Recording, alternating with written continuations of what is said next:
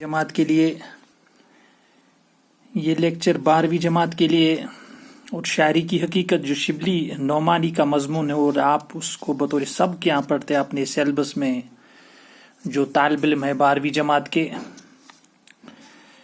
तो कुछ सवालात हमने की, खुलासा भी लिखा मुख्तसर इस सबक का जिसमें आपने कुछ चीज़ें पढ़ी शायरी के मुतल्लिक और बाद में कुछ सवालात भी किया हमने शायरी के लिए ज़रूरी चीज़ें और महकात की तारीफ़ और बाकी कुछ इक़्तिबासात के हवाले से कुछ सवालात।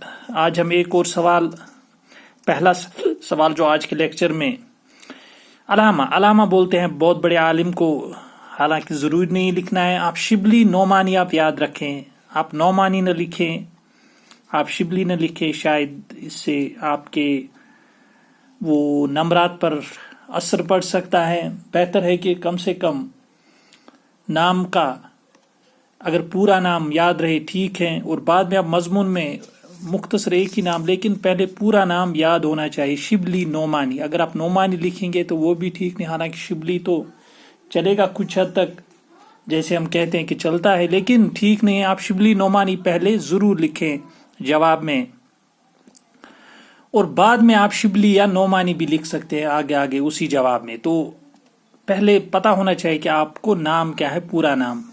तो उससे मुमतहिन जो उसको लगता है कि हाँ ये बच्चा जो है ये तालिब इल्म, उसने वाकई पढ़ा है सब घर पर, या वाकई उसको अच्छी मालूमात है, रट्टा नहीं है, या उसने ऐसी किताबों को देखा नहीं, उसने वाकई अच्छे से पढ़ा है।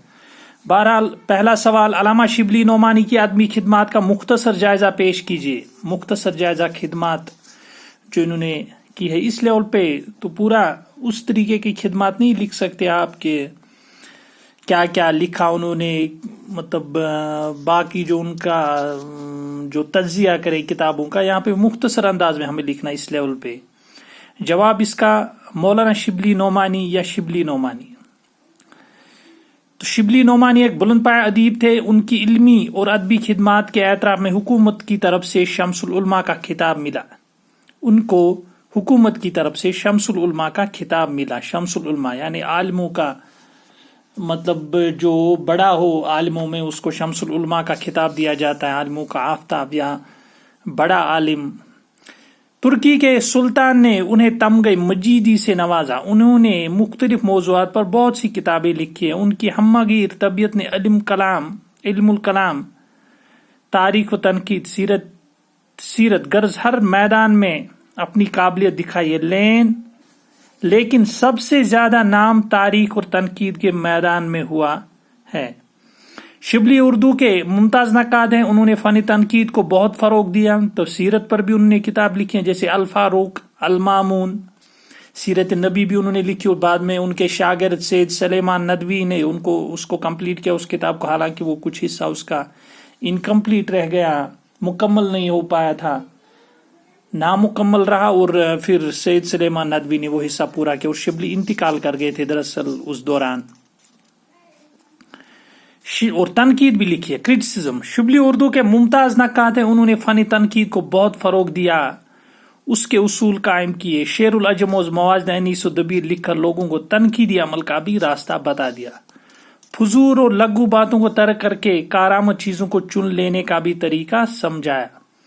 तो शेरुल अजम और मवाज़ अनीस दबीर दरअसल तनकीदी किताबें है, तो बहुत अच्छी तनकीद लिखी। फजूल और लघु बातों को तर्क करके कारामद चीजों को चुन लेने का भी तरीका समझा। फजूल और लघु बातों से एतराज करने की तरफ मतलब ध्यान दिलाया कारीन का।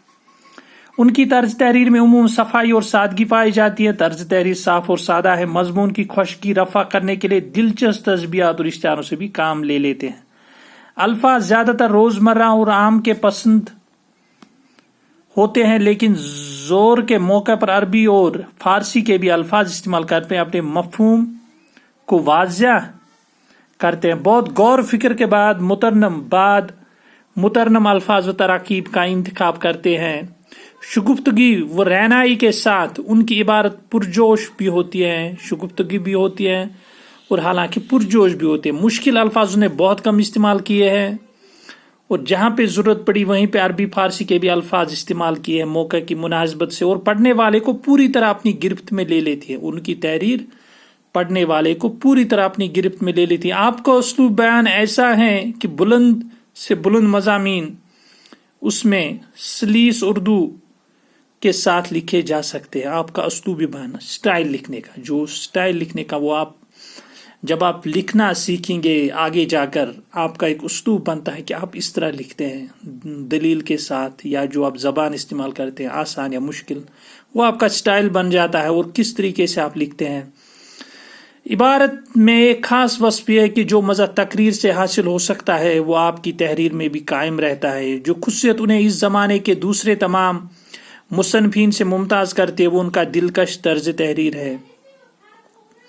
عبارت میں ایک خاص وصف ہے جو مزہ تقریر سے حاصل ہوتا ہے وہ آپ کی تحریر میں بھی قائم رہتا ہے. جو خصوصیت انہیں اس زمانے کے دوسرے تمام مصنفین سے ممتاز کرتی ہے وہ ان کا دلکش طرز تحریر ہے. وہ ان کا دلکش طرز تحریر ہے جو دوسرے مصنفین سے ان کو الگ کرتا ہے. انشاءاللہ اگلے لیکچر میں ہم باقی سوالات کریں گے. شکریہ.